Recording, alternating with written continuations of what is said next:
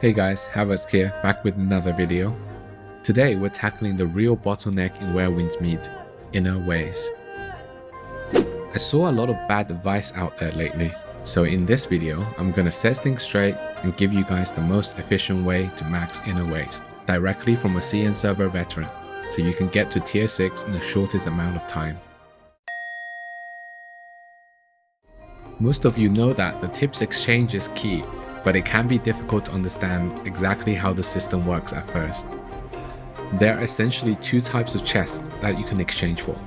Custom swap chests, which have a weekly limit of 600, and semi-path specific chests, which have a total limit of 600.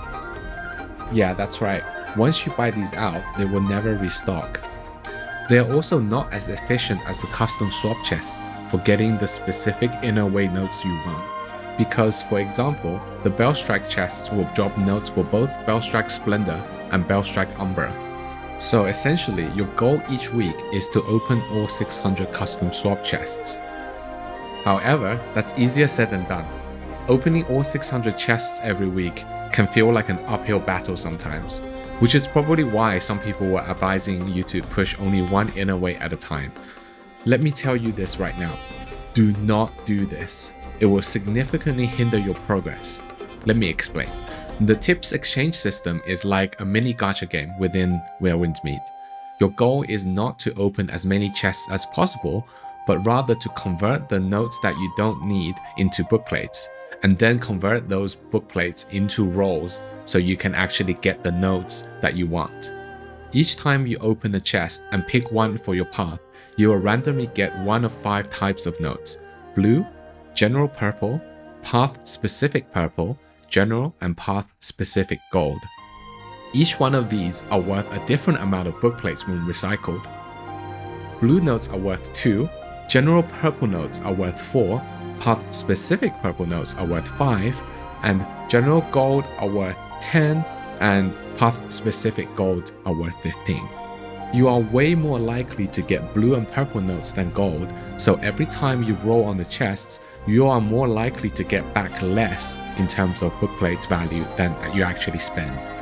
Once you understand this, it becomes pretty clear that since you are losing value with each roll, you want to make the whole process as streamlined as possible in order to minimize your loss value.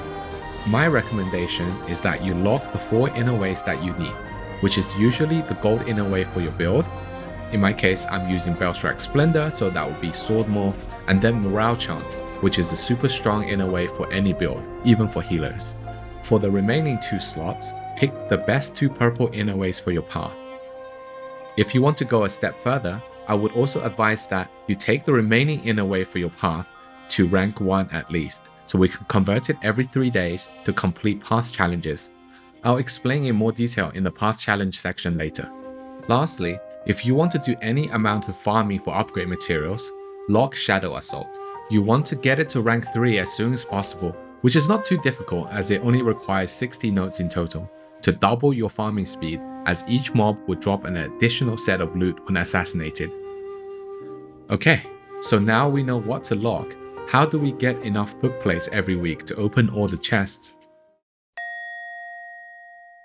There are many sources of Inner Way chests within Where Winds Meet, the most direct being the Season Shop, which provides 40 chests every week and is a must-buy. You can also spend energy on sword trials, campaign challenges, and outposts, and the conversion is 20 energy per Inner Way chest. Another great one-time source for Inner Way chests are the first completion for each sword trial and hero's realm. You get 3 chests for each sword trial and 5 chests for each hero's realm. There likely won't be anyone queuing for these low-level dungeons, so just use Smart Assist and going with the AI, the bosses are pretty easy. Next up are event shops and event rewards. These usually give a good amount of Inner Way chests, so do your best to always participate in the current events as they're going on. The Wei Yang merchant southeast of Kaifeng sells individual notes that you can buy and recycle, while the NPC Zhao Fei Yan also sells 20 chests, and he is located in the northern part of Kaifeng. If you have trouble reaching him, simply bribe the guard in front of the building where he is located at.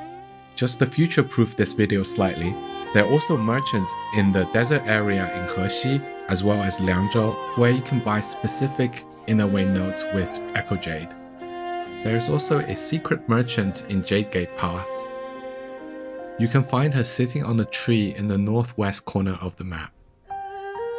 If bossing is your thing, boss trial challenges for some of the bosses in the Kaifeng area also have rewards that include Inner Way chests. The Taiping Mausoleum is also another great source, providing you with both gold path specific Inner Way notes as well as Inner Way note chests. There are also various food vendors and chest challenge NPCs dotted around the map, which can give you 2 chests each once you max your reputation with them. As a side tip, if you need more commerce coins, the Path to Riches minigame is the easiest way to earn commerce coins. Finally, we have the Path Challenge quests, which are slightly more complex and require a bit more planning. There are 2 sets of rewards tied to these challenges, the first being the Path Challenge rewards, which yield path-specific gold Inner Ways, while the All Path challenges, confusing I know, can potentially give us 140 Inner Way chests in the current version of Global.